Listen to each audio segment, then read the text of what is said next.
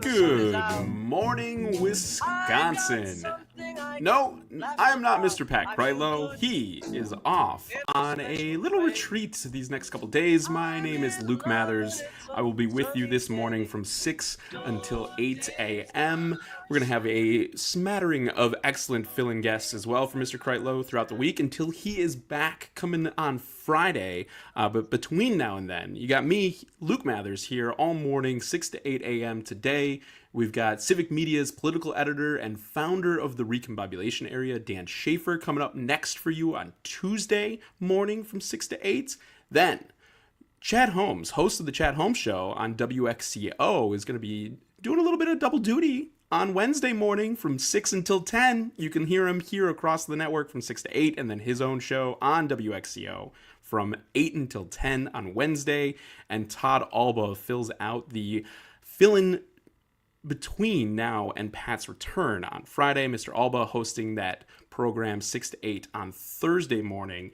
But the through line for all four of us as we are here for Pat is one Mr. Greg Bach down at Radio Park in Racine. Greg, how are we doing on this Monday morning? I'm good, loyal subjects. I am good, for the Greg Bach has returned. I am the only constant in this world of civic media. Yep, everything else is different this week. You got a different host every single day here, where you normally are listening to Up North News every Monday through Friday. You get a different guest host, different host just all together, though, with Pat coming back on Friday and an excellent lineup of Civic Media fill-in hosts in Pat's absence. But Mr. Bach, I wanted to call it Bach and not the Doc, but unfortunately, we are going to be joined by Dr. Kristin. Well, not unfortunately. Unfortunately for the naming aspect, but terrifically for us, we're going to be joined by Dr. Kristin Lyerly coming up at 6:30 this morning, catching up on the weekend's headlines with the doctor as well. She'll be sticking around for some of the fun today in history. So today's history lesson will be joined by Dr. Lyerly. And then we've got another great guest coming up as well to kick off our second hour. We're going to be joined by Main Street Alliance's Shawn Phetteplace and one of their members, Corrine Hendrickson, who is a early childhood educator. Both Shawn and Corrine heading east to go to Washington, D.C. this week for some lobbying around the upcoming budget. We already saw the U.S. Senate was voting last week on a number of packages when it comes to the budgeting process that is getting underway for the upcoming tax fight. We know that the GOP-led House is going to begin their votes later this week. So we see a number of different small business members and advocates for Main Streets around the state of Wisconsin and around the country heading to Washington, D.C. to advocate for fair tax policy. So really excited for that conversation coming up at 7 a.m. this morning with both Shawn and Corrine around the tax fight that is shaping up in Washington. So you're going to want to stay tuned for that. And we've got an exciting sports anniversary this past weekend. So going to touch on that in today's history lesson, and then want to hear from you what your all-time favorite sports movie is, because there's a really good one, and I can't wait to share the clip. It gets me excited every time I hear it, and it was a pretty big anniversary for it over this past weekend. So Greg and I will be diving into that coming up at 7:30. But Mr. Bach, how was your weekend? How were you these past couple days? My weekend was good. I worked all weekend. That's the thing I do, except for yesterday. Yesterday was a day off, which was lovely. I guess I didn't work all weekend. That was a huge lie. Huge lie, Luke. You just had to catch up on it. You're like, wait, no, in fact, I did not. Oh, sometimes I do work on Sundays. I'm like, nope, file it away. No, I did not work yesterday, but there was stuff to do. There were errands to be run, but it was a nice weekend. We only had a couple shows at the Tap this weekend. They were really, really cool. Got to hang out with my buddy Jim Santel on Saturday and produce his show, Amicus, a Law Review, which is on every single Saturday from 9 a.m. to 11 a.m. on the Civic Media Radio Network. And terrific job, by the way. I heard both of you on the airwaves. I was finishing the work I try. My wife likes a workout class here at the Y. We're members at the Y. There's an early Saturday morning workout class, Yeah. and the guilt is strong if I do not also get up and go. So I have done this is something she wanted to start doing in the new year. It was a new Uh-huh. class schedule, Yeah. except for the 2 Saturdays that we were gone on vacation.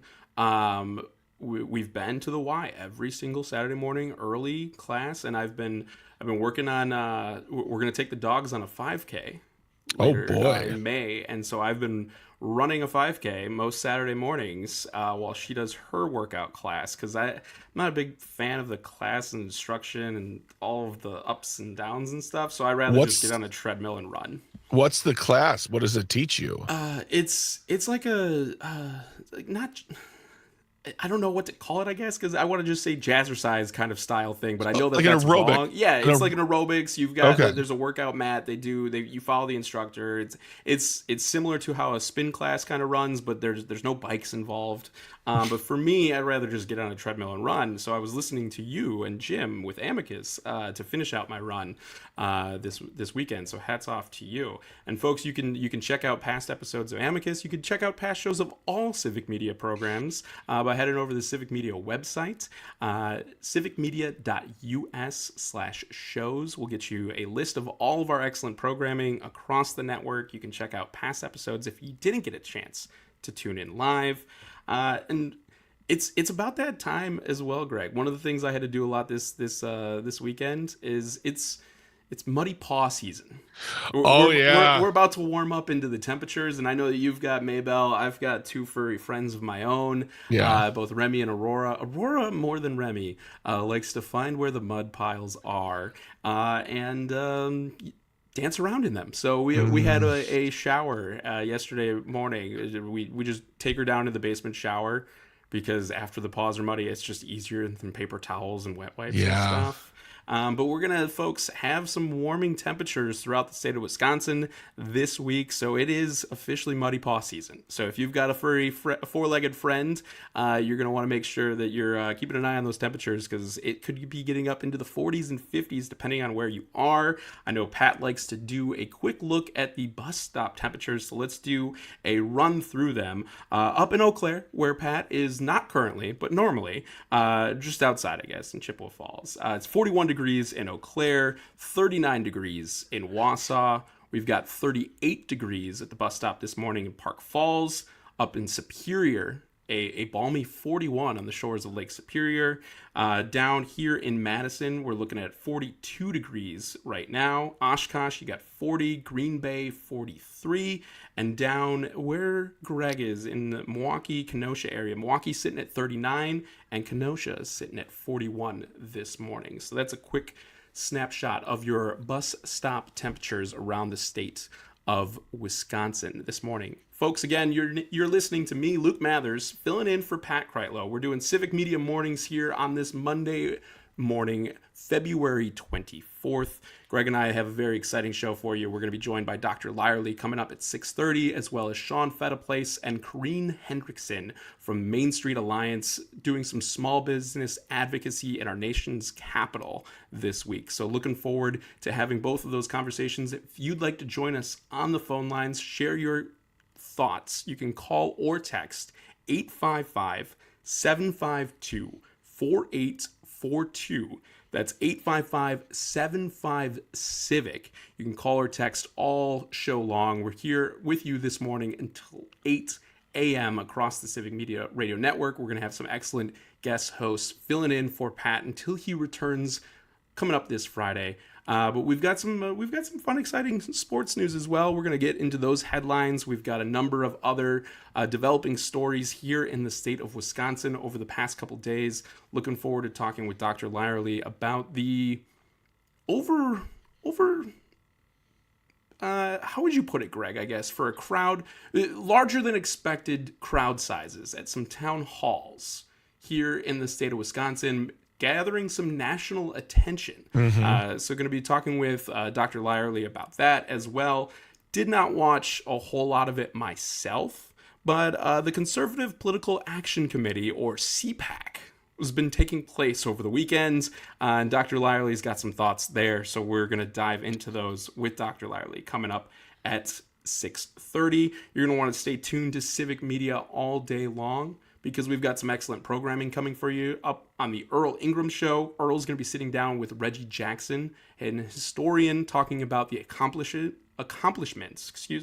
of Black Americans throughout history and what they've contributed for the betterment of our entire nation. So very excited for that conversation. Going to be underway on the Earl Ingram Show coming up this morning at 8 a.m. Reggie Jackson joining Earl. And then later throughout the day, we've got an excellent conversation coming up for you with the impact of the National Institute of Health layoffs that the second Trump administration has been implementing, what those are going to mean for us here in the state of Wisconsin. And it's going to be a very powerful conversation. So you're going to want to tune into the Maggie Dawn Show this afternoon, 3 p.m., for learning more about what those cuts at the NIH are going to mean for us here in our state. Greg, I know you kind of you had some work days, you had some off days this weekend. Did you catch any of the Wisconsin sports? Because the big one for me, I can't decide if the bigger stories are coming out of the Brewers right now or the Bucks, because I'm loving them both. Well, the Bucks I have not been catching up on. I let Dan Schaefer, I let our matinee on air sports guys on Thursday catch me up on those news stories. Was catching up, keeping up on the sports coming out of Arizona. There you go. Spring training, baby. Because a good one to start off spring training. Win over the Reds on Saturday. And then not so great yesterday. It looked like the Bats maybe got left at the training facility or something. They didn't quite make it to the field. So the Brewers winning in a walk-off home run by Vinny Capra against the Reds on Saturday, losing to the Colorado Rockies yesterday 6-1. Falling to the Rockies in the second game. So 1-1 in spring training for the Brewers. The Bucks are also on a little bit of a 4-game win streak, but we can dive into that and some more Wisconsin headlines. Folks, you are listening to Civic Media Mornings. I'm Luke Mathers, filling in for Pat Kreitlow on this Monday morning, February 24th. You're going to want to stay tuned because we got a great show in store for you. Good day, sunshine. Good day, sunshine. Good day, sunshine. Good day, sunshine.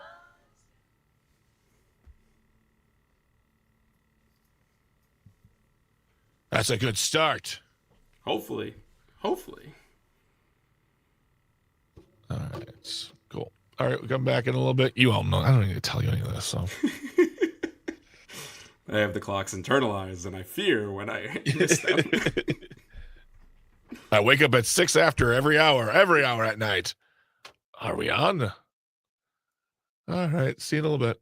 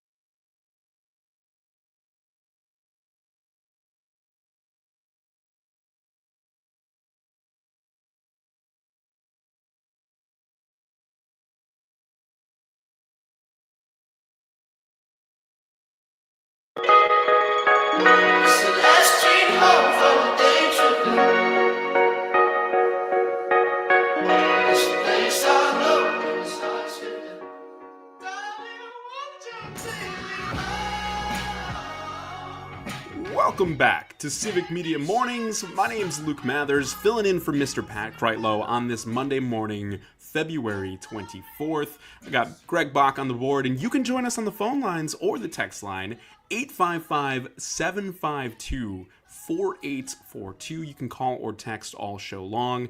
We are here across the Civic Media Radio Network. We appreciate you joining us this morning, whether you're getting ready or already at work, whatever it is you're doing throughout your morning routine. Glad to have you with us here on this Monday morning. As we were talking about the sports updates over the weekend, Milwaukee Brewers kicking off spring training, officially underway in Arizona. Looking forward to seeing how the crew does. Unfortunately, already, Greg, it's a good thing baseball is a long season because we've got 2 injuries we're keeping an eye on for the Brew Crew out there in the Southwest. But Blake Perkins, outfielder, took a foul ball off his shin, and we've got a pitcher, JB, I don't want to butcher your last name, but one of our pitchers dealing with a lat or arm issue. So we're gonna be interested to see how the crew can stay healthy, but gonna hopefully shake off that loss against Colorado, hone more of that offense that they had against Cincinnati to kick off spring training on Saturday, going forward with the spring training games underway. The Milwaukee Bucks beat the Miami Heat last night at the Pfizer Forum, pulling that one out 120-113. Unfortunately, not the case for the Wisconsin Badgers men's basketball team. The Badgers falling to Oregon over the weekend. Oregon, excuse me. It's Oregon. It's Oregon, right? It's Oregon is the city here. See, it throws me off. Don't try so hard to say Oregon. Just say Oregon, man. This is Oregon. Yeah. Well, Oregon, the Badgers fell to Oregon this weekend in overtime, 77-73. So hopefully they can shake off that Big Ten loss. They're going to be hosting the Washington Huskies coming up tomorrow night at the Kohl Center. So hopefully they can bounce back from that overtime loss to the Ducks over the weekend. And Greg, 59 days. 59 days until the NFL draft comes to Wisconsin. We've got the Green Bay area getting ready. The NFL coming to town. The league's biggest night outside of the Super Bowl and, the opening and pretty much every week of the regular season. Their biggest spring. And the Pro Bowl. Yeah, and that one-off week in December. I would argue, I think the draft beats the Pro Bowl at least. Oh, but absolutely. It's definitely it's a huge thing for the city of Green Bay to be hosting. I'm looking forward to that. But 59 days away before the NFL season kind of quote unquote gets back into the headlines, the limelight, all of the fun stuff. So that's coming up. Between now and then, Green Bay is going to host a different championship, though, Greg. Have you heard about what's coming to Green Bay coming up at the beginning of next month? Is it like a disc golf thing or like It is not a disc golf thing. It's a lot more. It strikes right to the core of us as Wisconsinites. Is it an eating contest? It's food related. It's food related. The U.S. Championship Cheese Contest is coming back. It's every other year, so biennial in the sense of every other year, not twice a year. Yeah. Every other year, held at the Reich Expo Center in Green Bay. This year, it's going to be held March 4th to 5th. So the contest is going to have more than 2,400 entries in 117 classes of cheese from 31 different states. And so the preliminary judging from 10 a.m. until 3 p.m. This in a piece written up by our friends over at the Milwaukee Journal-Sentinel, talking about the U.S. Championship Cheese contests. There's just a lot of C's right there. Yeah. But that's coming to the Green Bay area between now and draft day. We've got some championship cheese contenders. So hopefully we've got our excellent cheesemakers here in the state of Wisconsin that are going to be able to bring home some golds. Not necessarily green. Bring home the cheddar. Yeah, bring home the cheddar. There you go. Bringing home the cheddar at the U.S. Championship Cheese Contest coming to the Green Bay area at the beginning of next month. Folks, you're listening to Civic Media Mornings. I'm Luke Mathers, filling in for Pat Kreitlow on this Monday morning. Got Greg on the board. And we're going to be joined coming up here just after 6:30 by Dr. Kristin Lyerly, Pat's regularly scheduled Monday morning guest. The doctor gracing us with her presence. We're going to be talking about some of the instances that went on at CPAC over the weekend, as well as a clamoring, it seems, of folks that aren't too pleased with what's going on with these Doge cuts and the quote-unquote savings. We're seeing congressmen in typically very conservative districts seeing an outcry at town halls they hosted last week. I think it is pretty interesting. The two congressmen that did hold town halls, there were a couple, Greg, that simply didn't. And they were on recess. Congress, the House was not in session last week. That's why we had a lot of our members back in their districts holding things like town halls. Very typical for a congressperson to come back to the district when Congress is not in session to hear from constituents. I'm interested to know, though, after last week's showing, if there are going to be members of the Wisconsin congressional delegation that are continuing to host town halls like this, if they're brave enough. Because I don't know if they loved the crowds, Greg. I think it was not something that they were necessarily expecting. I think if they weren't expecting it, that's a little shocking and a little bit of an indictment itself. But it's going to be interesting to see which members of Congress, both here in Wisconsin and around the country, continue to host town halls like this, because this is the way, between now and the midterms coming up next November, of how citizens can interact and speak with their elected officials to Congress about how they feel they're doing a good of a job or not good of a job. And so going to dive into that topic.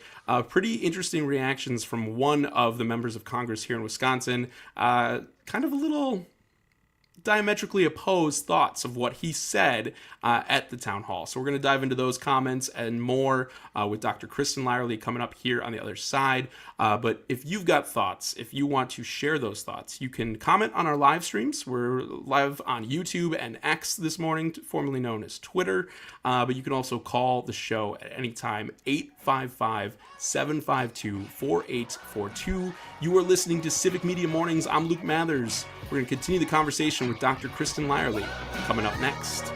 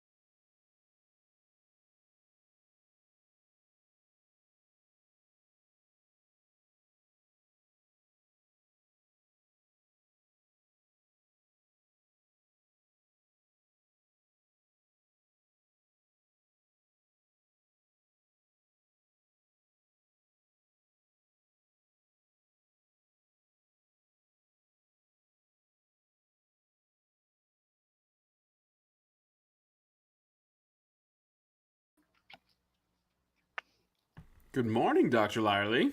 Good morning. How are you? I'm doing well. How are you? I'm good. I think I need to change my thing. How do I change my thing?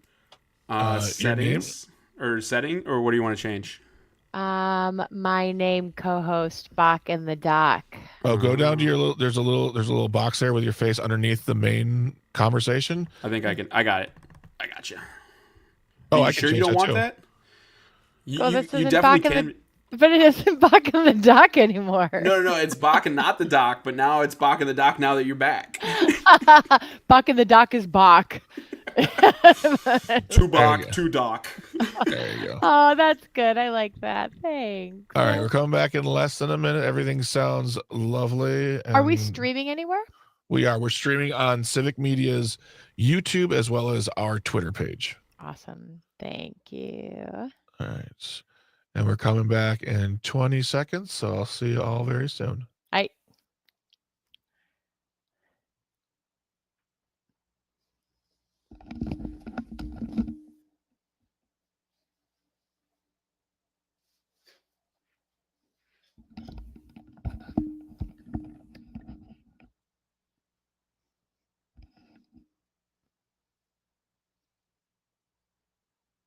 Jitterbug. Jitterbug. Jitterbug. Jitterbug. You put the boom boom into my heart. Welcome back to Civic Media Mornings. That song can mean one thing and one thing only. I'm just going to relinquish the host mic here. It is now once again Bach in the Dock. Dr. Kristin Lyerly, how are you doing on this Monday morning, Doctor? I was feeling tired until I heard that music, and then I was like, yes, let's go Monday. Come on. I mean, There you go. I'm sorry to tell you this, Dr. Lyerly, and to tell you, Luke, I failed in one job. I never did put together a official theme song for Bach in the Dock, so I just go back to what I do is I use the theme song for the in team tournament cup, whatever that was in basketball. I'm just gonna pull it up really quick here. It's a really quick song I made up. That's really fun, and Are we about to get Rick rolled?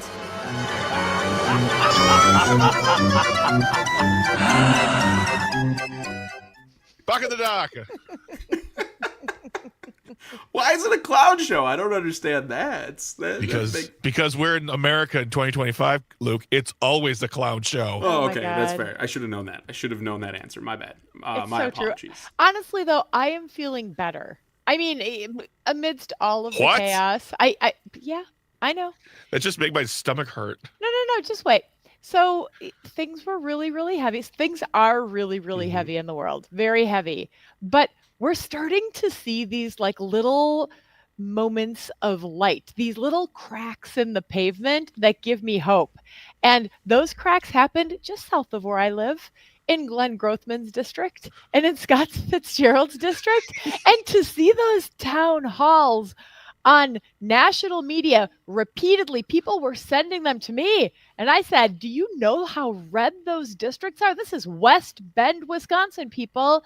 But Wisconsinites, we're special. We're sharing our voices. We're telling people that this is not working. And the same pressure is happening up in the 8th Congressional District, where Tony Weed, our new congressman, has failed to do anything in public. We're keeping a countdown timer on how many days he's gone without holding any sort of a town hall.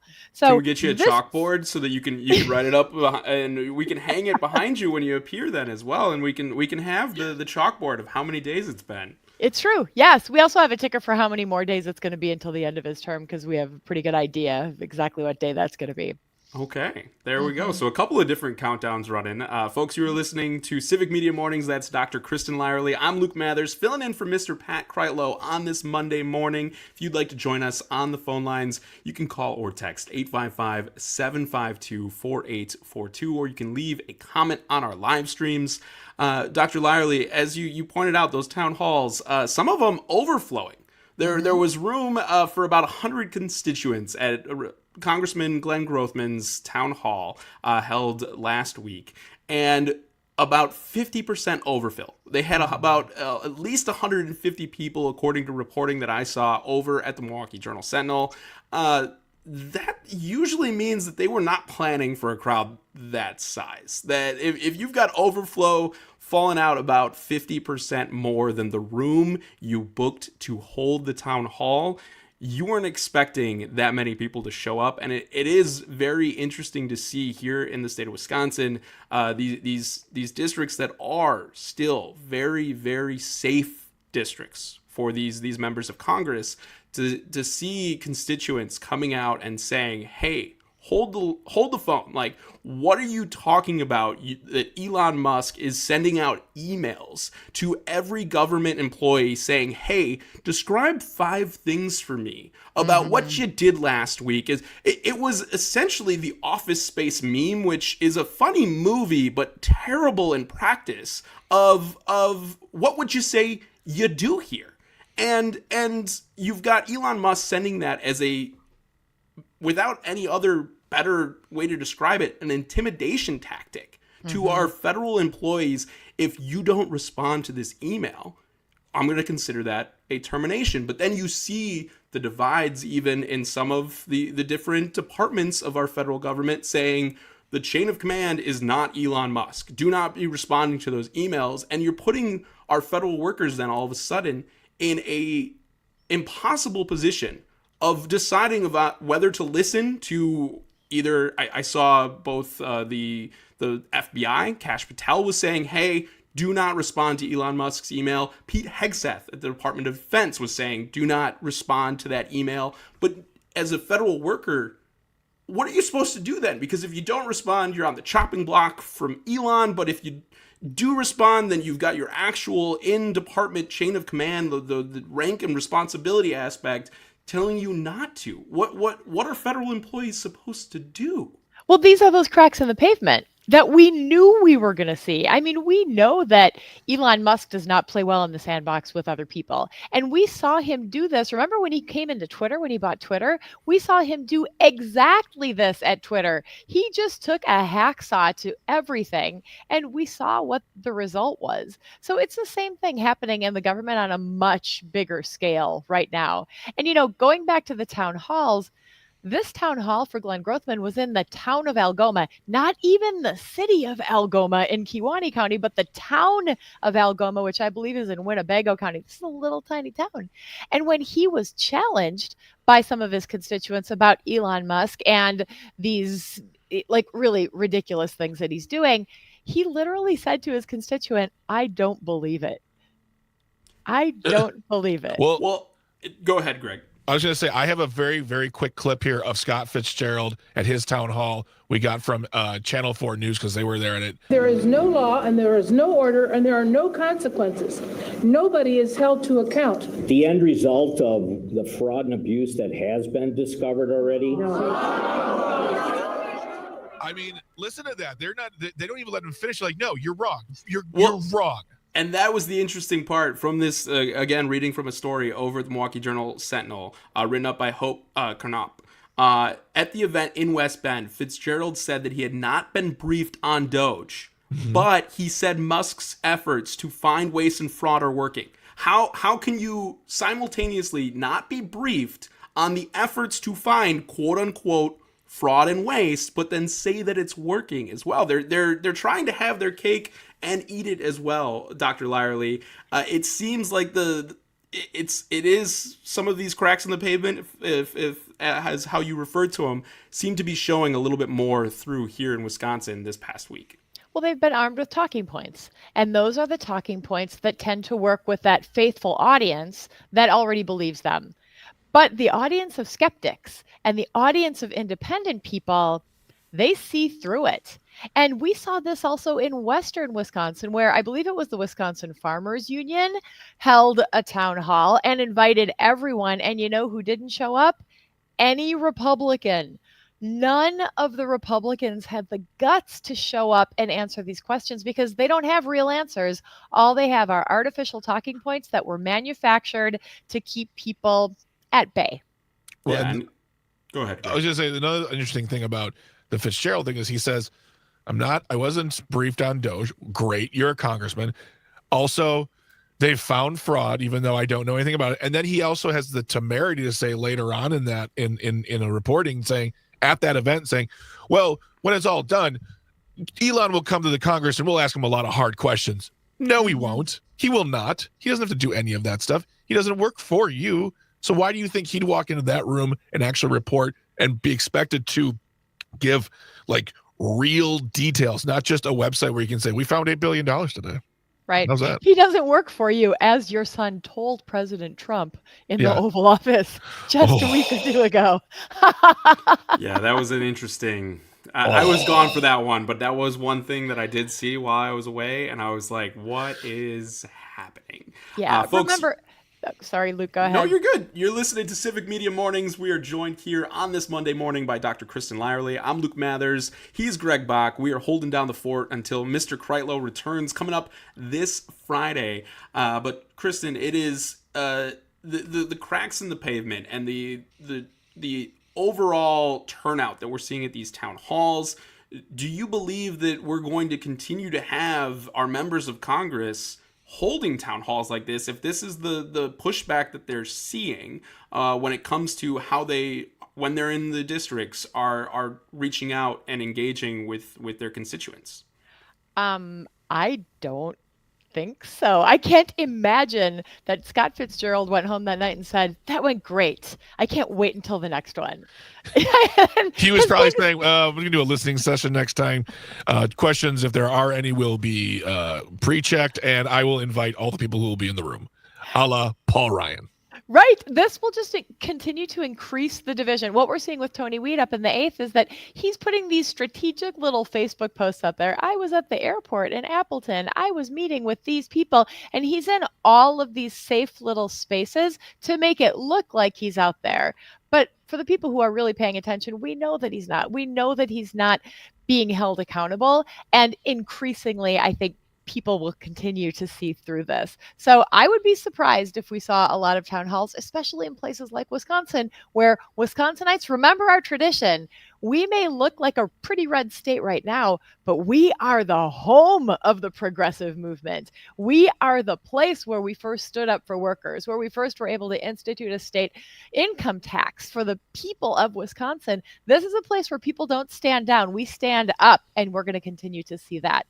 Well, and it's going to be very interesting to see. I do want to commend both Fitzgerald and Grothman for holding those town halls, but I am concerned that Congressman Steil, Congressman Derek Van Orden, Congressman Tom Tiffany, I doubt that we are going to be able to have that venue for Wisconsin voters to go and vocalize or advocate for what their concerns are before they're members of Congress after seeing what went down at these two town halls over the last week. And so it is going to be very interesting to see how Wisconsin voters can continue. But I think that it just goes to show as well, pressure like that works. Mm-hmm. When you have the opportunity to go and show your either opposition or support, protest or advocacy, there are great things that can come of those things. So I'm really hoping that it's not just that Congressman Fitzgerald and Congressman Grothman go and or like, oh, that was a terrible experience. I didn't really like those crowds. I'm not going to host.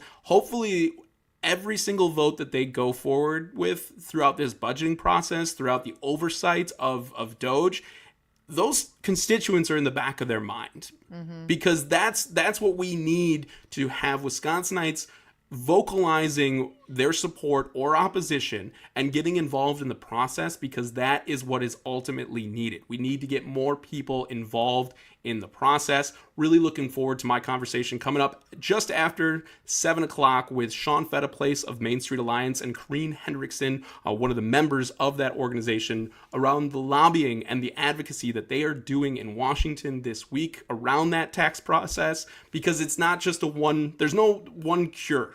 There's no silver bullet. We got to get involved. We got to be able to engage with our elected officials and advocate for how we want to see our government run. And for some people, it seems like Elon Musk with a chainsaw is the way that they want to see their government run. For a lot of us, not the case. And so Dr. Lyerly, just a couple of minutes left here in this segment, but I know that you were also watching some of those events unfold at CPAC over the weekend, and some of the scary aspects that we've got people thinking that CPAC's not going far enough. Mm-hmm. Yeah. Well, we also, I mean, if you haven't heard about the threat, there was a threat issued by MEGA at this event it's called the Principles First Summit, and it is meant for conservatives who are principled to help pull the party back together and to promote principled leadership. Well, a threat was issued, a bomb threat across the country, really, and it was targeted at folks who were stepping up and their family members. This is really scary stuff. This is MEGA against principled conservatives. This is happening on the right, and that's really, really scary stuff.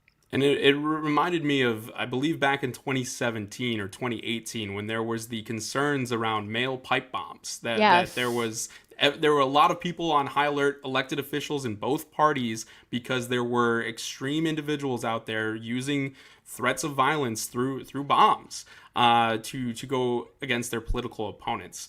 And so I'm really hoping that we don't return to headlines like that becoming a regular, but it is important to be discussing them. Folks, you're listening to Civic Media Mornings. I'm Luke Mathers, filling in for Pat Kreitlow, joined by Dr. Lyerly and Greg. And coming up next, we've got today's history lesson. I don't wanna miss it when you hit that high. Wake me up. Woohoo! Secret show. Secret show. I was gonna say, I was gonna say, do you really want? Well, I do. I want to go to a Derek Van Orden session and just see him get redder and redder, and then talk to his voters like he talks to the press and he talks to his colleagues. I mean, it will not be a good moment for him. So yeah, I can imagine that he is probably he is filled with rage at baseline. I can imagine that he is probably not in a very good place right now. Yeah, I can't picture him host. Has he hosted a town hall since being elected? I don't even know if it's part of the track record. I'd have to go check, but I'm not aware. So. I don't think so.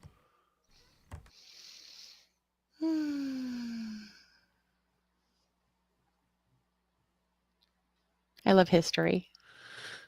Me too. I'm a nerd. All right.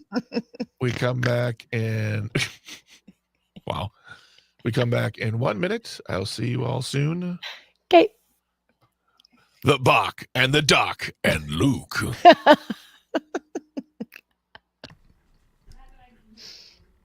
like that. Bach and the Doc and Luke. It works. Yeah. I was gonna just go with Bach and not the Doc, but Bach and not the Doc is great. I'm famously not a doctor, but when she's here, yeah. But Doc is here, we can Bach and the Doc. All right, cool. 30 seconds. See you in a bit. Sounds good. It does just roll off the tongue. It does. It does.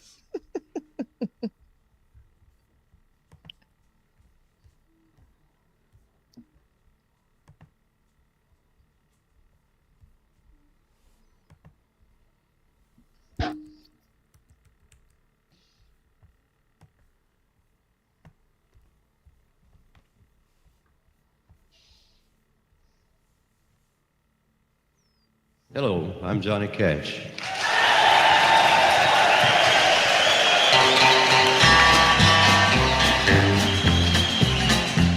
I hear the train a coming. It's rolling around. On this day in 1969, Johnny Cash records Johnny Cash at San Quentin.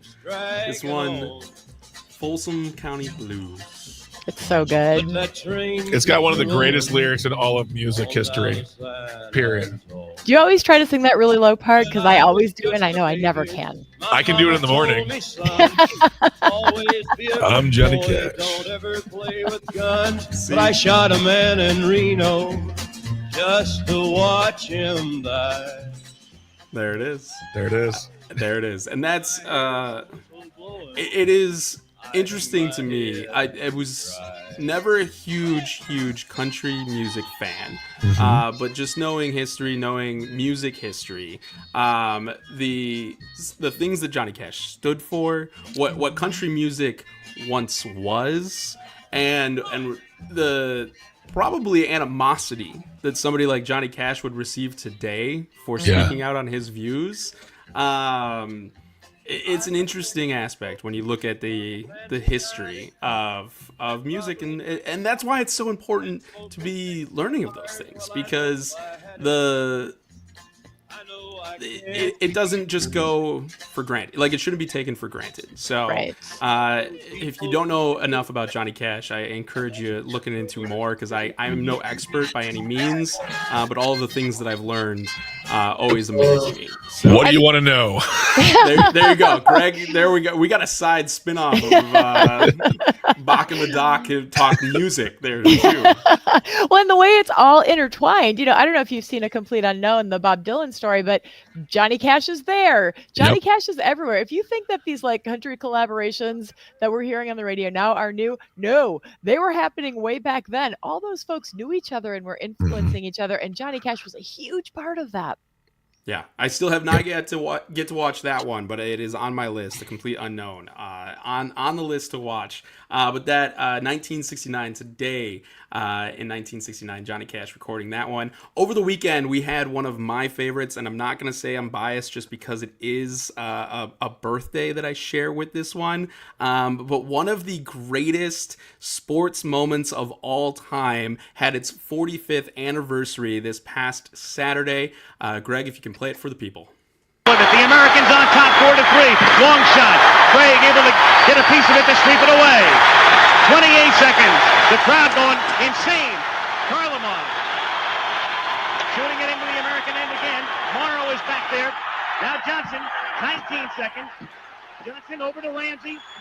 Billy Lekanov gets checked by Ramsey. McClanahan is there. The puck is still loose. 11 seconds. You've got 10 seconds. The countdown going on right now. Morrow up to Schultz. 5 seconds left in the game. Do you believe in miracles? Yes! Unbelievable. And that is the U.S. win over the Soviet Union on February 22nd, 1980, celebrating its 45th anniversary, the Miracle on Ice, over this past weekend. So didn't want to miss the opportunity to share that one with the listening audience. I know not necessarily music history, but a big one that I love.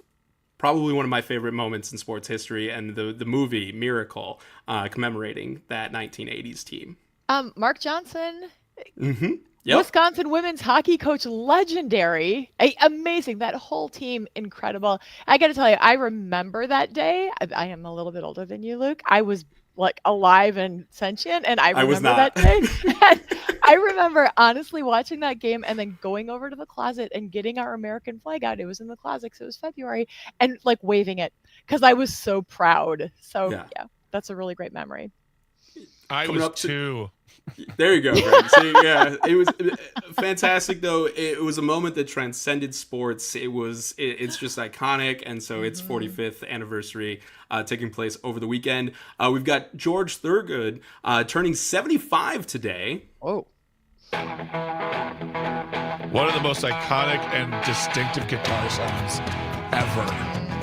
And this, Who do you love? And yes, one of the most iconic ones, was born this day in 1950.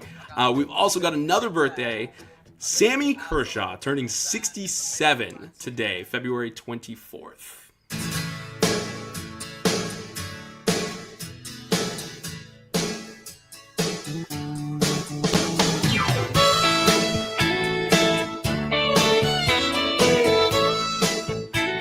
On this day in 1973, we then had Roberta Flack's #1 hit for the first time in 5 weeks, and a longer run than any other song of 1973, with Killing Me Softly with his song. And there he was, this young boy, a stranger to my eyes. Her voice is like velvet. Yep. It's like butter. Just like butter. And wrapping up on this day in 1981, Rick Springfield released his breakthrough album, Working Class Dog, with this #1 hit. This was my first concert. My mom took me. I'm pretty sure she went for her, though, and not for me. That's a fun one then, though. Getting to take you for your first concert, but also not being subject to like my dad was with Fall Out Boy, where he had no interest in going, but was just doing it for me. That's so interesting. My parents gave me Metallica tickets in 1992. I was like 13. They're like, "You're fine. Go on." My older brother ended up being the only one. My dad had tickets, but then trusted my older brother enough to watch over me, and I still almost got lost in the mosh pit. So it was that was an interesting concert. Adorable. Folks, you are listening to Civic Media Mornings. My name's Luke Mathers, filling in for Mr. Kreitlow on this Monday morning. Dr. Lyerly, thank you so much for joining us and taking a little time out of your busy schedule. You're going to be back tomorrow with Dan. I sure will. It's so great to start the week with you, Luke. Love to see you too, Craig. See ya. Folks, we're going to be joined by Main Street Alliance coming up, talking about the tax break, or tax fight that's coming up in Washington, D.C. Stay tuned. I wish that Cutting it close. I know. My bad. Luke cutting it close, Mathers. Luke by the hair of his chinny chin chin. All right, I gotta go feed the dogs real quick at this commercial break. So, secret show. Imagine two puppies eating. Bye, Dr. Lyerly. Bye, guys. Have a great day. Bye, Doc.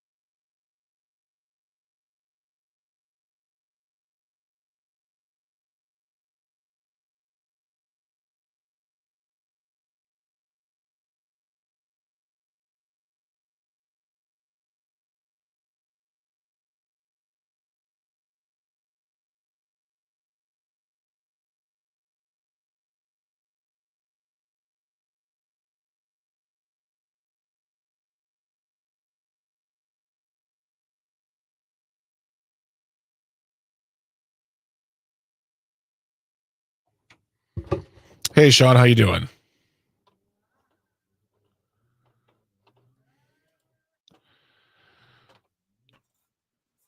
Shawn, can you hear me? Yeah, I can. Can you hear me? Excellent. Awesome. Great. Sound great. We got you at 7:20. Oh, okay. So I can tuck you back in the waiting room. You can come back. But yeah, we got you at the 721 segment. Okay, got it. Yeah, I'll just pop back in then. Okay. Great. All right. Bye. Thanks.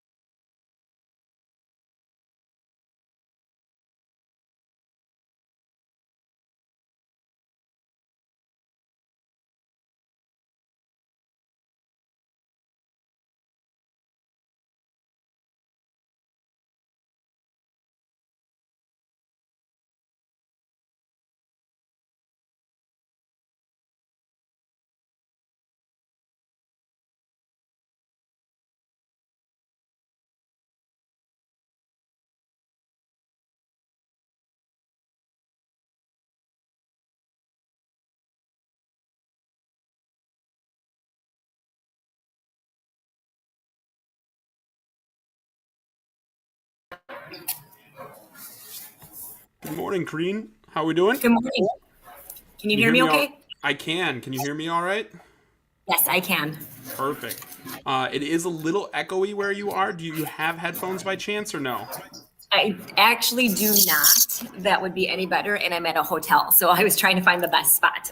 Okay, no worries. I'm not in my room. It's not too bad. So I would just say it's not too bad. I just wanted to double check before we had just get started with us.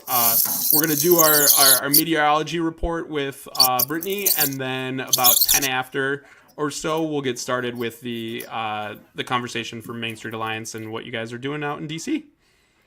all right, sounds good. Is this a little bit better? Okay. Yes. Okay. Yep, I'm gonna mute you now and take you off. Yeah, I'm gonna take you off stage for now, but we'll have you join us once we're ready to get the interview underway.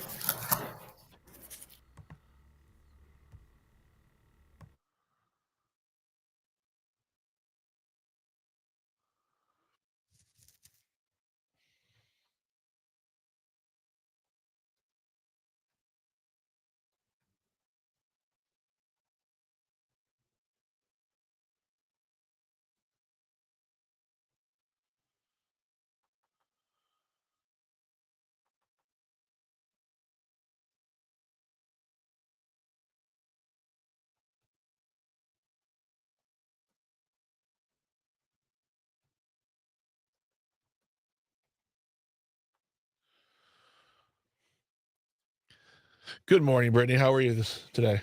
Good morning. I'm good. How are you? Excellent. All right. You sound great. We come back in 30 seconds and we'll be all set. See you soon. Okay.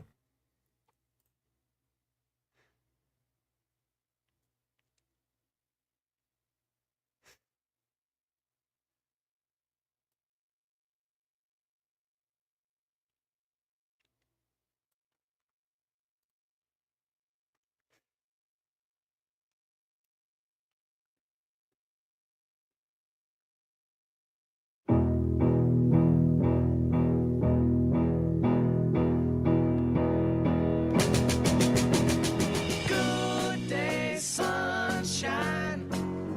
Good day, sunshine. Good day, sunshine.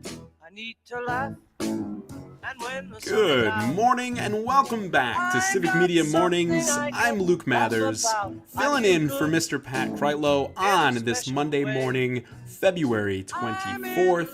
Thrilled to be with you here across the Civic Media Radio Network. Got Greg on the board, and you can join us as well.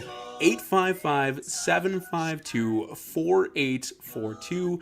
Looking forward to the conversation we are going to have with Corrine Hendrickson and Shawn Phetteplace of Main Street Alliance coming up shortly. But between now and then, we've got Civic Media's own Brittany Merlot. Brittany, how are we doing on this Monday morning? Pretty good. Pretty good. How are you? I am doing well. I drew the short straw, and I got the Monday morning shift filling in for Pat. So all the options were already filled. He had it's not a problem working with you, Greg. I'm saying everybody else got all their choosing of which day they wanted to fill in for Pat, and I was told, hey, we got Monday left. You want to do Monday? And I was like, sure. I'd love to, Pat. I working with Greg early in the morning, favorite thing to do. This is exact response. Don't look at the emails or texts. It's exactly how I told him, Greg. Okay, thanks, Luke. But Brittany, how was your weekend? Oh, it was fantastic. I took advantage of the snow while we still have it before, the major melt ongoing right now. And so I got out there and I went snowmobiling. But let me tell you, those trails beat me up. I'm sore. I can barely walk today, to be honest. There you go. Well, hopefully you got some good use out of them then, because it is some warmer temperatures that are coming our way after the cooler past couple of weeks. I kind of dubbed it to Greg this morning. It's muddy paw season. We both have the four-legged friends. We're keeping an eye on how much mud is getting tracked in and out of the house with all the melt that's going on. But what can Wisconsinites look forward to for their forecast both today and to kick off their week? Well, very spring-like, season-shifting kind of vibe as we go through this entire week. So right now, temperatures across the state this morning, already, we're sitting at 37 degrees to 45 degrees. So this is huge. I mean, our average highs for this time of year are usually in the low 30s. So to start the morning off this mild, this comfortable, if you're not outside enjoying it today, we're fighting. All right. You're not allowed to complain about the cold. Folks, do not pick the fight with Brittany. Just get outside, enjoy the nicer weather that we are having across the state of Wisconsin. We don't want any fights breaking out here, Brittany. No, we definitely don't. But it's going to be gorgeous today. A ton of sunshine. Highs crazy warm into the upper 40s to potentially some mid-50s. Those mid-50s could be southwest in the state. Greg's dancing. I know. A lot of people are probably. Greg's enjoying it. I know that the pups are going to enjoy it. It seems like the groundhog may have been right earlier this month, Brittany. Jimmy here in Sun Prairie predicting that earlier spring. It seems like it's here. Any chance, though, that we're going to have a little whiplash? And after all of these warmer temperatures this week, we've got to brace for cooler? Or is it too hard to tell right now? There's always the whiplash, but it's not going to be as severe. We're not going to go into some crazy cold snap that we just came out of, so that's good news. But by next weekend, we are looking at our temperatures, our highs, getting back to the low 30s. So a very warm week, all week into the 40s, and then we cool down to the low 30s by next weekend. But we do have a few shots of some systems. Wednesday, we're looking at a wintry mix where it moves in as like a snow, flips over to rain, then some freezing rain, and then to some more snow as it departs. So a messy midweek, and then another system does want to slide through on Friday, putting a little bit of snow accumulation through central parts of the state. But we'll keep tracking that one for you. That one's going to be moving around a bunch. But overall, Wednesday is the day. It's going to be a little messy, muddy as well. Yep, you're going to have to keep an eye out for those muddy paws. But Brittany Merlot, thank you so much. Folks, you're going to have to stay tuned for those meteorology forecasts every single morning. Brittany, thank you for joining us as Pat is out filling in for him. Dan Schaefer will be tomorrow, and excellent Civic Media hosts throughout the weeks. Thank you so much, Brittany. Thank you. Have a great day, guys. Enjoy it. Absolutely. Get out there, because we do not want any fights breaking out. No. Folks, you are listening to Civic Media Mornings. My name is Luke Mathers, filling in for Pat Kreitlow on this Monday morning. We are now joined by Corrine Hendrickson, and hopefully joined soon by Shawn Phetteplace as well. From Main Street Alliance, Corrine, you are out in Washington, D.C., doing some advocacy for small businesses, a part of Main Street Alliance. What can you tell us about the lobbying that Main Street Alliance is doing out in Washington, D.C. this week with the tax fight that we're hearing get underway, beginning even as early as last week with the U.S. Senate and the House later this week? Yeah, so we are here with Main Street Alliance and the Small Business Majority to do some advocacy on behalf of the small businesses. I'm actually doing double duty. I'm here with child care providers as well with NACI. So with Main Street Alliance, I will be doing a lot of talking about the tax code and how it can be more fair so that small businesses like mine are able to do what we need to do and charge a reasonable rate so that the people who rely on our goods and services are able to afford those goods and services. And so looking at that Tax Cut and Jobs Act and the small business pass-through. So there was a 20% small business pass-through that Senator Ron Johnson actually fought really hard for. However, we're finding that almost all of that goes to the bigger business, like small businesses are up to 500 employees. Those aren't real small businesses. And so looking at it as a way to say, okay, this is what happened. 90% went to this small group of people, 10% went to the rest of us. And so I actually looked at my last year's taxes as a childcare professional. That say 20% pass-through saved me $600 in taxes. And my husband, who is a musician, it saved him less than $100. But then our state does not actually accept that. So I have to then go back and redo our state taxes. And so you're actually doing double duty. And the amount that it saves me really is negated by that extra time and effort that I have to put in. And so we're looking at asking for like, maybe we just do a set dollar amount that, we just automatically are able to reduce our taxes by, because that would be easier, it would be fair, and it would be a way to make sure that it is a progressive, not a regressive tax. And Shawn is here. And Shawn's here as well, folks. We're joined by Shawn, Phetteplace of Main Street Alliance, as well as Corrine Hendrickson, doing double duty there for early childhood care providers and educators, as well as a member of Main Street Alliance. Shawn, what can you tell us about the Small Business Tax Fairness Coalition and the work that you are all doing in Washington this week? Yeah, so the Small Business Tax Fairness Coalition was co-founded between us, Main Street Alliance, and Small Business Majority.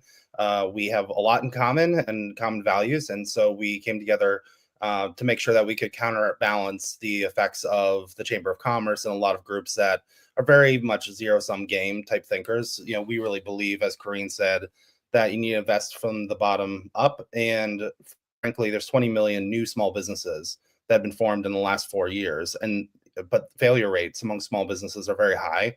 It's 20% in the first 2 years and 50% in the first 5 years. So if you can concentrate the tax relief to folks who are of that bracket, and you're more likely to see those businesses survive, that on a macro level is much better for the economy. So we're going to make our case up on the Hill, where we have over 60 meetings scheduled with folks, including both the Wisconsin delegation, but also all across the country. And that's why we're here today. And we saw, just as this tax process is getting underway, there's a number of other headlines that are going on around the nation and around the state of Wisconsin. But we had two members of Congress here in Wisconsin host town halls last week, and seeing some overwhelming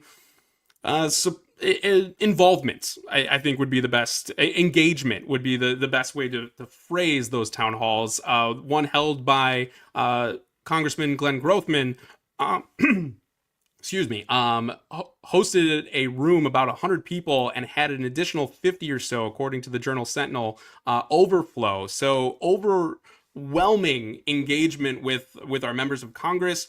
Are you seeing aspects of that in Washington, D.C.? Are you hoping to be able to take some of that momentum for where Wisconsinites are feeling about this process into these offices as you lobby this week?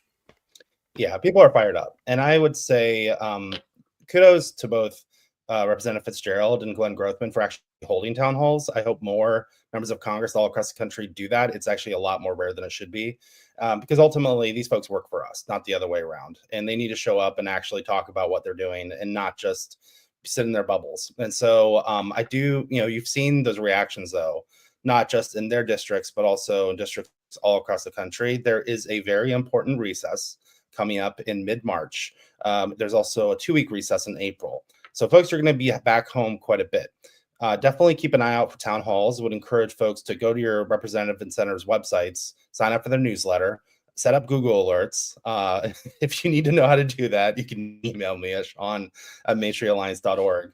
But oftentimes it can be hard to find out when these things are happening until the very last minute. But I would definitely encourage people to go, use your voice, and frankly, we need these folks to be more afraid of their constituents on these issues than they are afraid of Mike Johnson, Speaker Mike Johnson, Senator John Thune, and President Trump. And if they're hearing from folks down home, they're going to hopefully have to listen.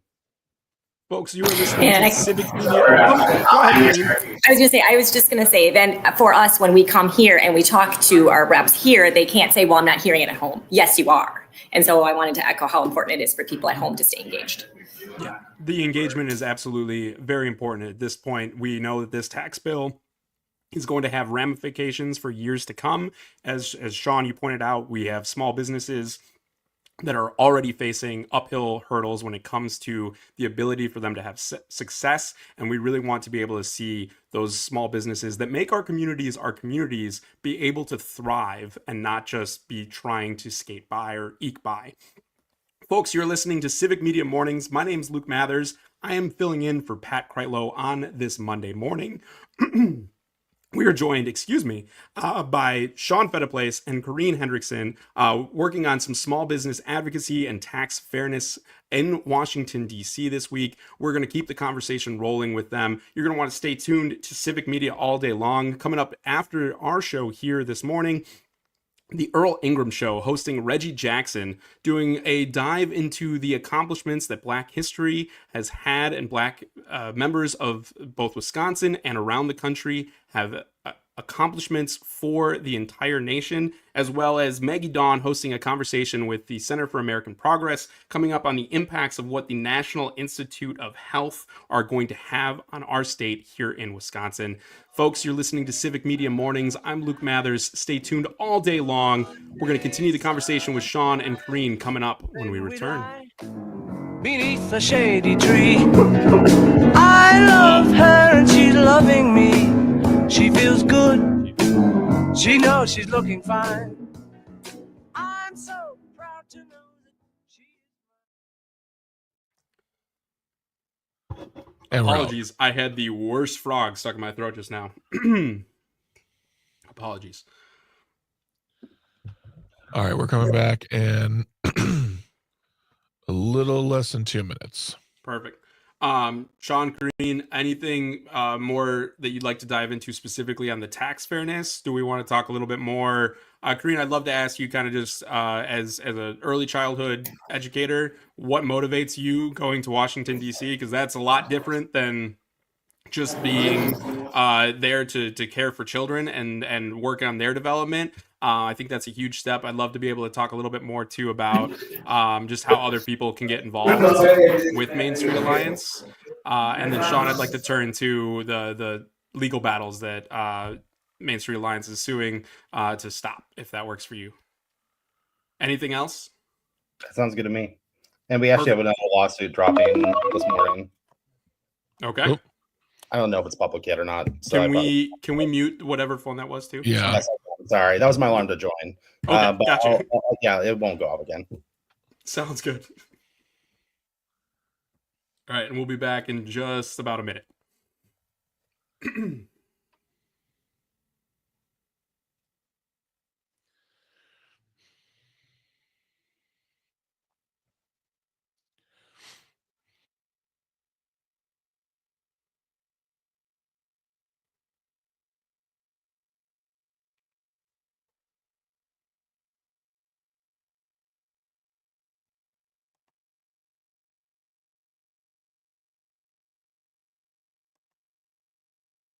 20 seconds.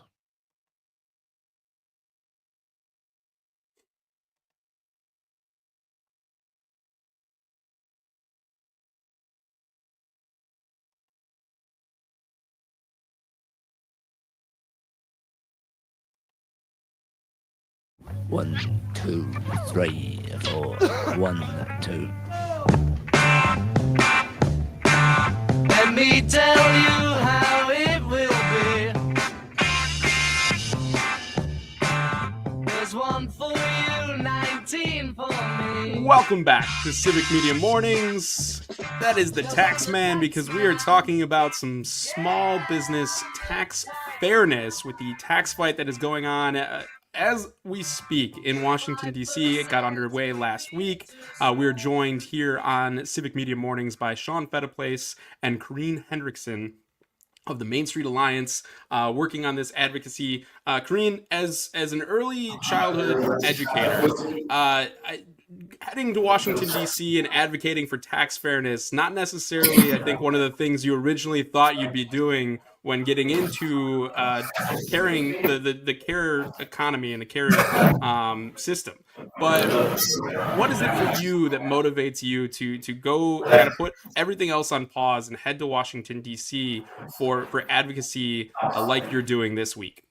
Well, yeah, as a family child care provider, I'm also a small business owner. And that gets lost a lot of times, even by those of us who are doing the work, because first and foremost, we do care and educate for the children and their parents and all of that. But part of that being a business owner is also understanding how all of these things kind of go together and how the funding works and your revenue and needing to be good at math, which again, most of us, we work with kids, not numbers, but also just being able to tell our story and thinking about how important we are. And because we are so underpaid and so undervalued and so underinvested in, it makes it that much harder for us to do it. We're mostly minorities, we're mostly women. And so that, again, adds extra layers of that. And so for me, being part of Main Street Alliance has helped me find that voice as a business owner to really embrace that I am a business owner and I need to act like one and I need to be in these spaces. And I'm also then caring for and educating our employees, which are elected officials, and letting them know what it is that I do and why it's so important to the entire foundation of our economy and why we need to be invested in. When the Child Care Development Block Grant is the only thing that Wisconsin relies on for our entire child care system, all of it. We have zero state dollars invested in our state budget. If that goes away, what is going to happen to our state's childcare system? It's terrifying. And I don't think people understand that connection. And that's part of what I do with Main Street Alliance is get other childcare professionals and owners involved in the business end of it so that we can go to DC and take these opportunities to advocate, which again, it's been an amazing experience. And I highly recommend. We wish you the best of luck with how all of those conversations go this week. When it comes to advocating for the things that not only your small business, but the small business community here in Wisconsin needs to see out of this tax bill to be able to have the ability to continue and hopefully thrive when it comes to the small businesses that make up our communities. The advocacy, Shawn, is not the only thing that Main Street Alliance is working on, though. There's also other avenues and levers your organization is utilizing to try to make sure that you're standing up for small businesses and be able to fight on other battles outside of just what's going on in those congressional offices. Can you tell us a little bit about that, Shawn? Yeah, so the federal freeze is what kicked this all off. Obviously, Donald Trump took office on January 20th, and him and Elon Musk got to work pretty fast, much faster than the last administration. And they froze federal grants and loans. There are folks, for example, in Dane County, where Head Start wasn't able to access their funds, and that was hundreds of kids, hundreds of staff and over 1,000 kids that would have been impacted by that. So you're looking at somewhere between 750 and probably 1,000 families just in Dane County.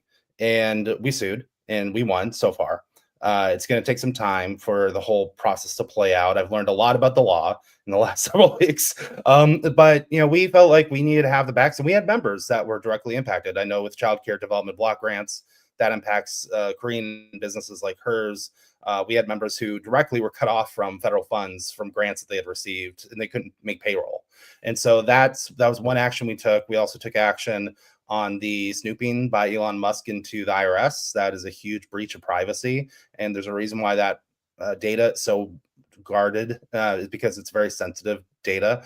And so we sued on that. And I would say we're also going to be taking action on the federal layoffs, mostly because of how they're being done. You have folks from the SBA, as many as 1,000 people were laid off from the SBA. SBA is the Small Business Association. Administration.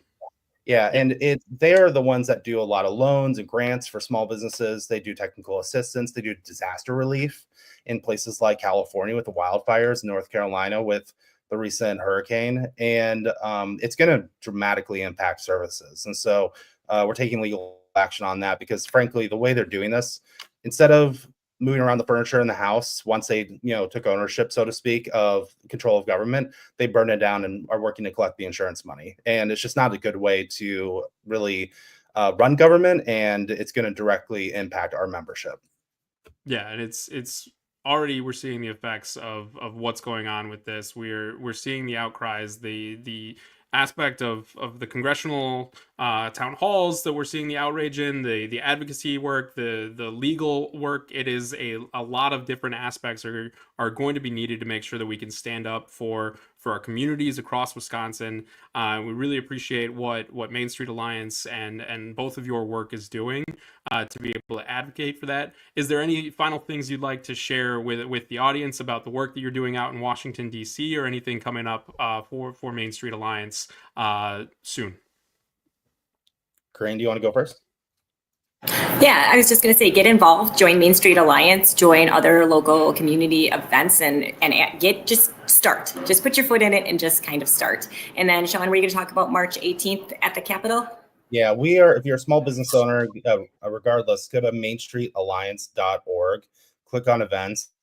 We have online calls that we do, but we also, this upcoming Monday, we're meeting with the Joint Finance Committee Democrats in Appleton. They're hosting a roundtable. We're going to talk to them about our priorities. The governor's actually holding roundtables across the state this week where our members will be in attendance to talk to them about what our priorities are.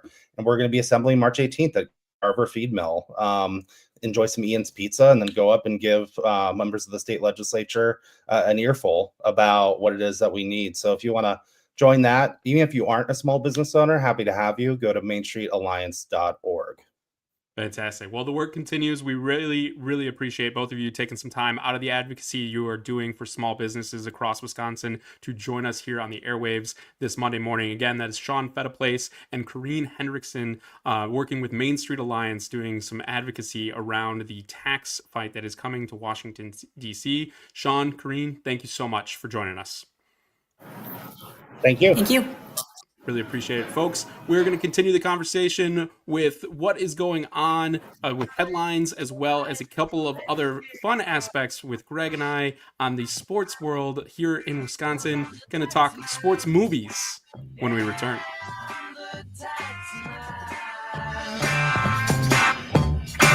If you drive a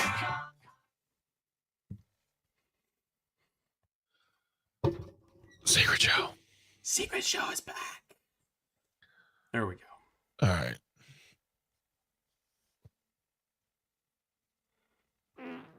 We can read Rob from Tigerton. Yep.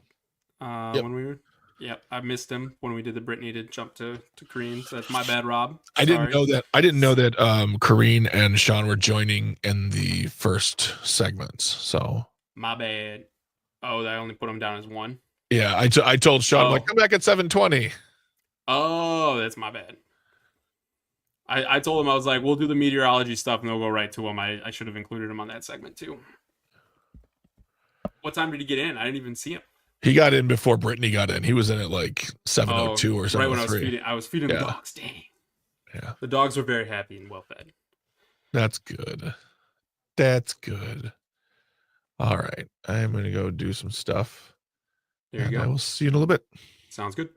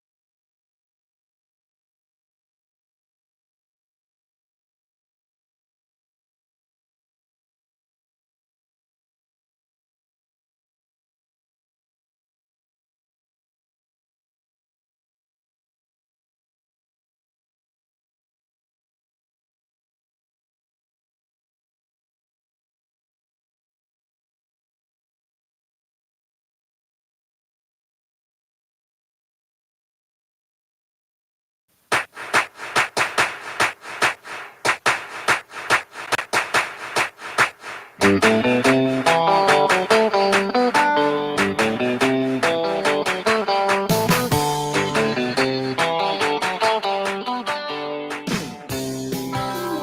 back to Civic Media Mornings. I'm Luke Mathers, filling in for Mr. Pat Kreitlow on this Monday morning, February 24th. Thrilled to have you with us here. Got Greg keeping me company on the board, taking your phone calls and text messages. 855-752-4842. You can also leave a comment on the live stream, like our friend Rob up in Tigerton. Rob, apologies, dove right into that conversation with Corrine and Shawn before we could get to your comments with the top of the hour forecast with Brittany Merlot. Rob, you do the honors, Greg, right? Like, I don't want to mess up the flow. It's you? No, I'm fine to do it. Good morning from Tigerton. It's clear skies before sunrise. It is a 42 balmy degrees, winds from the southwest at 15 miles per hour. When I went to bed, it was 28 degrees. And now it's much, much warmer. It's warm. It is. Much warmer. Yeah. Let's see. He says the Snowmobile Trails in Shawn County is closed as of 6 a.m. this morning. Oh, man, that sucks. Well, and if you Brittany got good use out of them over the weekend. Then Civic Media's meteorologist Brittany Merlot. And he says he's on Blue Sky, ROBJR29 with a picture of Kristin, Brittany, and Rob. And he thanks them, of course, helping him set up his social media and whatnot. There you go. So thank you very much, Rob from Tigerton, for the weather update and just for the update on life, because we love hearing from you. Also, Roger says, if Van Orton shows up for anything, he needs to be completely sober to be taken seriously. Oh, hey, Roger. Well, that was from our conversation last hour with Dr. Kristin Lyerly discussing the town halls held by Congressman Grothman and Congressman Fitzgerald this past week, and whether or not we're going to see any more of those town halls from other members of the Wisconsin congressional delegation. It will be interesting to see how those go, if any of them are scheduled and on the books, or if they are scheduled, if they're going to get removed from the schedule. It will be interesting. But I really want to thank Shawn Phetteplace and Corrine Hendrickson, working with Main Street Alliance on the small business advocacy they are doing in Washington, D.C. this week and coming up next month, as they said, here at our state capitol in Madison. So really would thank them. Thank Dr. Lyerly as well. One of the things that we had the opportunity to discuss on today's history lesson, that moment 45 years ago this past Saturday, the Miracle on Ice, got me thinking, favorite sports movie of all time. And Greg, I feel like it's almost hard to choose because there are so many of them, but like there are some excellent sports movies out there. And folks, if you've got one, we want to hear them. You can text it in, you can drop it in the live stream, you can give us a call and share your thoughts on your favorite sports movie of all time. But mine, I think, has to be Miracle from the Disney recreation of that 1980 team, where Team USA beat the Soviet Union in that, ultimately went on and won gold by defeating, I believe, Sweden in that final gold medal match. But the Miracle on Ice, the upset that took place when the combination of collegiate amateur athletes from around the United States came together, outconditioned themselves, like they were overconditioned compared to the Soviets, and were able to skate with them, which was something no other hockey team had been able to do in about a 20-year span. And so that Miracle on Ice taking place 45 years ago this past Saturday. Greg, am I wrong? Is Miracle not a great movie? No, you're not wrong. Miracle is a great movie. I have a soft spot in my heart and a soft space on the top of my head. You've got a different sport. But like, I have a different sport, but I have a soft spot in my heart for Disney sports movies. Disney sports, they just hit differently. My runner-up is also a Disney sports movie. Remember the Titans? Remember the Titans. Remember the Titans. My friend Rich Damore, he's a great comedian out of Milwaukee. He has a great joke. He goes, I just want to write sequels to movies. My first one's gonna be called, oh yeah, the Titans.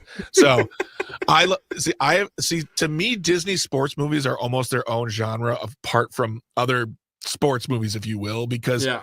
they always come with real lessons and light, and they're not always factually accurate. Remember the Titans Wikipedia page. Yeah. But if I'm gonna pick a Disney sports movie, it's almost always gonna be Remember the Titans. Okay. I just That's love fair. it. If we're gonna go a regular sports movie, my number one is Moneyball, and I know that makes me sound like a really big robot.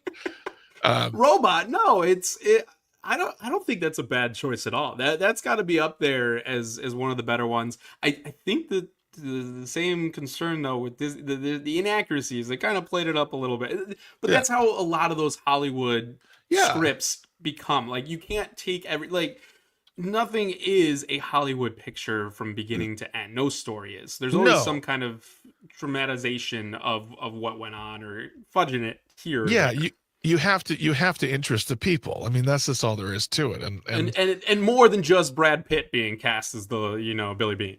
I mean, Billy Bean's a good-looking fella. I don't know what it looks like now, but when you get Brad Pitt, that turns heads. Like, Brad Pitt is Brad Pitt. Like, come on. Yeah, it's true. I just love the movie because everything about it is great. And I read the book, by the way. The book is difficult because it's a lot of formulas. I'm not kidding. More analytic, right? It's all the equations and all of that stuff that went into the Moneyball. I love Major League because my grandma worked at County Stadium from its opening until like the early 90s. So she got to see all those players through the years, and she was there for the taping of the movie. And it was just like, it's Major League. What else is there to say about a movie like Major League?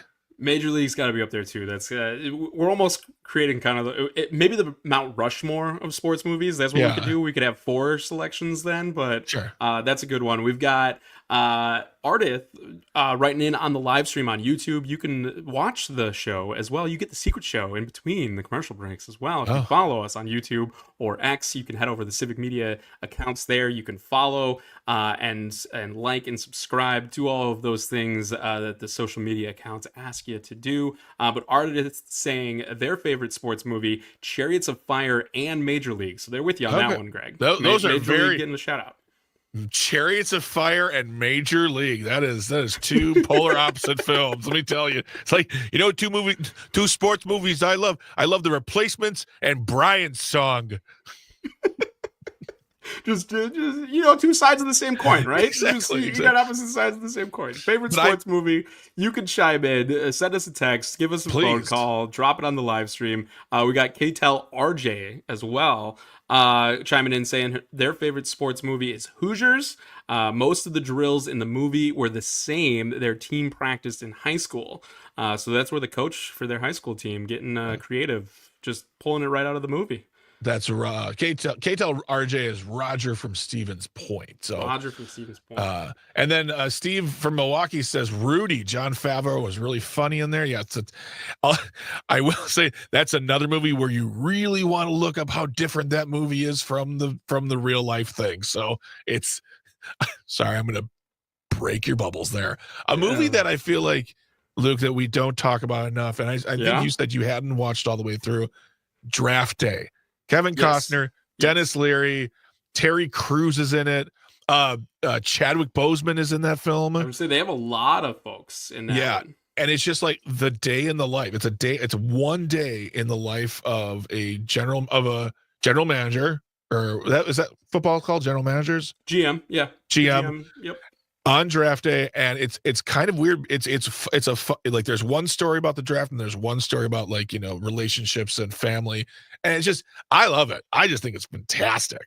Yeah, I there's excellent sports movies like that though, where there are so many, like Coach Carter. Another one of my favorite, like you got an excellent basketball story told through Samuel L. Jackson as the coach, like an excellent movie. There's a lot of choices out there. So folks, you're listening to Civic Media Mornings. I'm Luke Mathers filling in for Mr. Pat Kreitlow. He is out on a retreat this week. He's not enjoying, well, we heard it was a retreat. Maybe he was getting a little homesick from those Caribbean sands, and he had to go back for a couple more days, Greg. I don't know. We're going to have to investigate that. We're gonna have to make sure that he's. I think you and I need to get on a plane and go to the Caribbean and look for. There we go. Pat. Yes, that's what we're gonna do. Okay, so Dan's gonna fill in tomorrow. Dan Schaefer filling in tomorrow. Greg and I are gonna catch the next flight out to the Caribbean and make sure that Kreitlow's not there. But he will be back Friday, regardless of where he is. We've got an excellent slate of guests lined up to host the program in Pat's absence. Dan Schaefer of the Recombobulation Area and Civic Media's political editor coming up tomorrow morning from 6 to 8 a.m. Then we got Chad Holmes helping out from WXCO. Chad's going to be joining and hosting on Wednesday morning. And Mr. Todd Alba of the Todd Alba Show going to be filling in on Thursday morning ahead of Pat's return on Friday. So a little variety for you here on Civic Media Mornings this week. Not relying as heavy on Bach and the Doc for your sake, Greg. So you don't have to do it all while Pat's gone this time. I mean, it's I don't mind doing it. I love Dr. Lyerly. Before we move on to anything else, though, I wanted to address a question on the live stream that came in earlier in the show when we were talking about spring training in Arizona. Speaking of sports right now. Yeah. Tony on the live stream says, are you going to talk about baseball trying out the automated strike system? How do you feel about that? I know we only have a couple of minutes left, but compact your feelings in a couple of seconds here. I think it drastically changes from Jules chiming in, listening on WXCO, saying Field of Dreams is their favorite sports movie. I think we're seeing a lot of these automated things. I haven't got a chance to watch a whole lot of the games yet, so I haven't been able to see it in practice. But we see with the offsides in soccer and a number of other sports, I think that there should be some more of this anyways, like that 4th down conversion where the Bills versus the Chiefs in the AFC championship game. Like, I think football could have benefited from having a review being like, hey, let's take a closer look at whether or not that 4th down was converted or not. And I think that there are some umpires, Angel Hernandez, that, could use a little assistance. But then it also, as Greg, I don't know if you know this or not, but my first job growing up was umpire. I made you brave man, you. I know.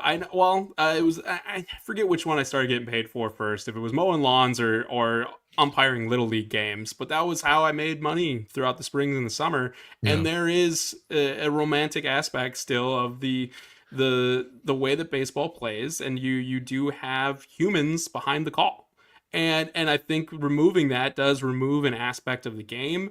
I'm not necessarily opposed to it right off the bat. I was skeptical of the pitch clock, but it didn't really change. Like, I don't think it changed the game for the worse as the pitch clock got implemented. Yeah. But what are your thoughts? You happy about it? You looking forward to it, or you think it's abysmal and an atrocity against the game of baseball? I have trepidations, but I will say this: when the pitch clock came out at first, I was all like grumpy old man, like, "No, we can't be done like this." And then I went to a baseball game that was 2 hours and 30 minutes. I was like, "This ain't bad." Right? And your friend of mine, Brian Kelly, who loves baseball, his favorite thing, and he's still the same way for the pitch clock is, how can you love baseball if you want less baseball? And I do also understand that, because the speed of the game, the dynamic. But is it baseball when changes. I'm just waiting? Yeah. Is it baseball if I'm just sitting there waiting for them to decide what pitch? I mean, that's not. You get another hot dog and you enjoy a nice cold one, and you take in the game with your friend. I don't know. See, that's like $20 right there, Luke. Am I made of money?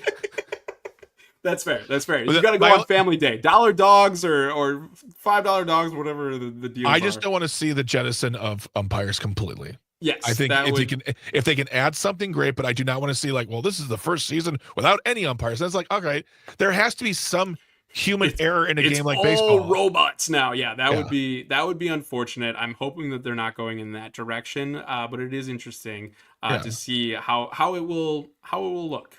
And whether or not it's going to make a change. Because if it makes for better calls and better games with still a human element behind the plate, I think it could be good. Yeah, folks, agreed. You're listening to Civic Media Mornings. He's Greg Bach. I am Luke Mathers, filling in for Mr. Pat Kreitlow. We're going to be joined by host of Matinaire on Air coming up. We got Jane Matinaire and Greg Bach. We got one more segment left in this morning. Stay with us. You're listening to the Civic Media Radio Network.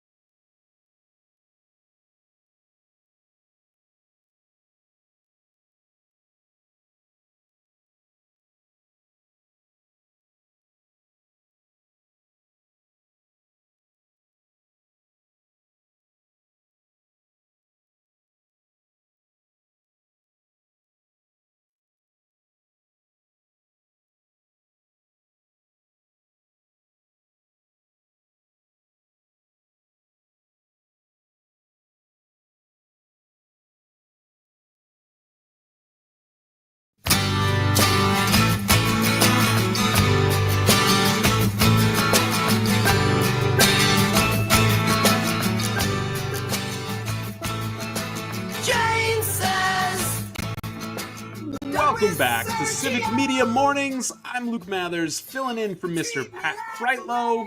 And that song can mean one thing and one thing only, the incomparable Jane Matnair joining us here on Civic Media Mornings. Jane, how are you doing? I am great, Lukester. It's Monday. It's going to be a really, really nice day. I am super psyched about that. Yeah, we've got some interesting weather here, coming. I think Jimmy the groundhog. I don't know what I was gonna say. Were you gonna say Jimmy the Greek? I don't know. I guess Jimmy the groundhog here in Sun Prairie must have had it right though, because we've got some early spring coming our way. Even a blind groundhog will get it right every 7 years or so. Well, that was not to throw shade at Jimmy, but I feel like they might have been padding his numbers. Like they said that he hadn't been wrong in like so long, and I was like, that almost seems like a suspiciously long streak. I think you're onto something. I think we should go back and double check those records. Well, I think it's just one of those things where it's kind of like, the groundhog was right again. Yay! Are you saying there was shenanigans?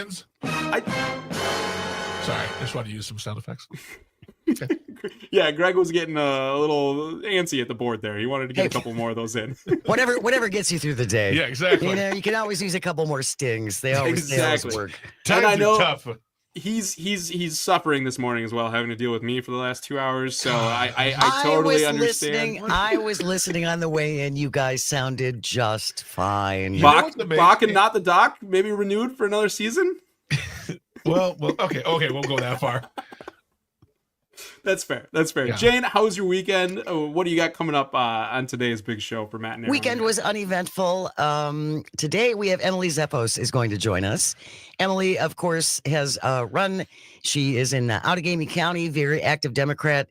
And one of our elected officials decided to show up in her personal mentions on her personal socials. So we're going to kick that around a little bit. Yeah. Okay.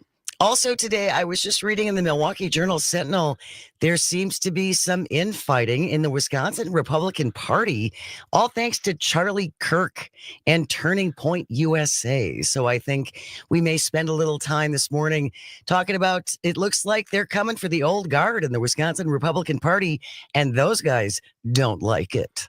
I have not seen that yet, so I'm going to have to tune in for Matt and Aaron on air this morning to see what's going on with that.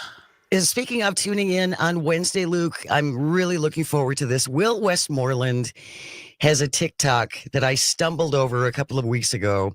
He is a farmer in southwestern Missouri. He's been farming for decades. And there was a TikTok that was going around about this young farmer who said, I'm going to lose my farm because of some of the things that Donald Trump is doing. And especially with freezing some things that they had, he had already spent money on for improvements to his farm. And Will Westmoreland has a really interesting explanation for his fellow farmers on what has happened, especially within the misinformation ecosystem, shall we say, for the last 40 years. It should be a really, really interesting discussion. And that conversation coming up on Wednesday. That will be Wednesday at 10:30. Yep.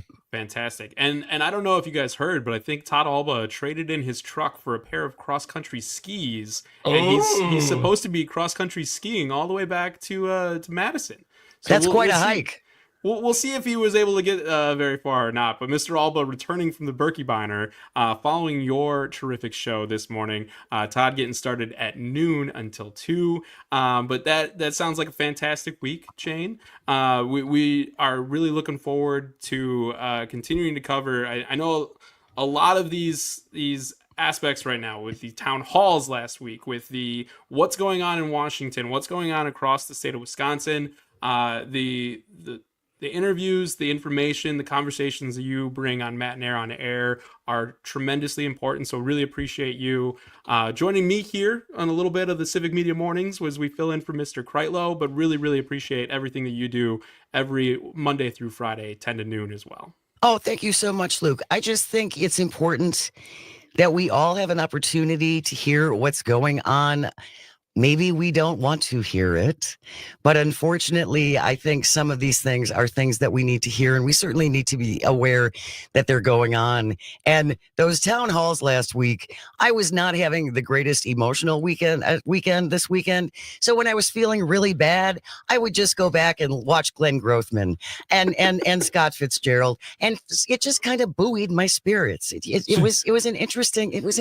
You got that's one way to watch the booze. news. Yeah, that's one way to watch the news, Jane. Yeah. It just, I don't know. I just got warm and fuzzy all over. I think the Germans call that Schadenfreude.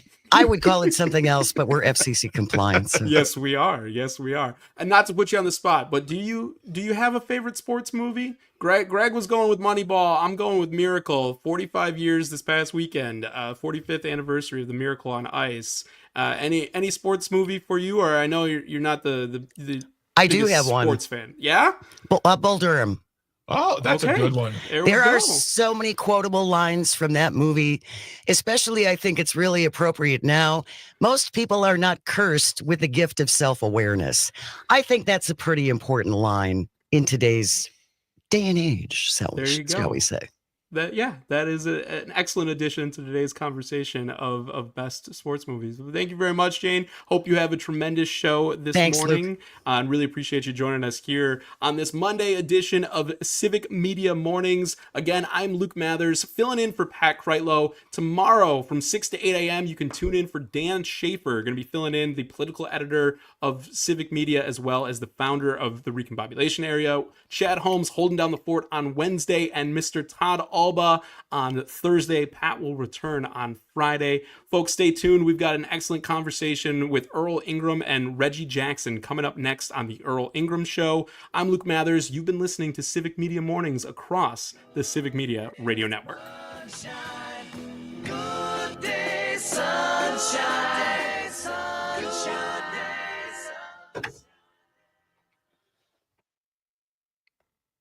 Thanks, Greg. You're the best.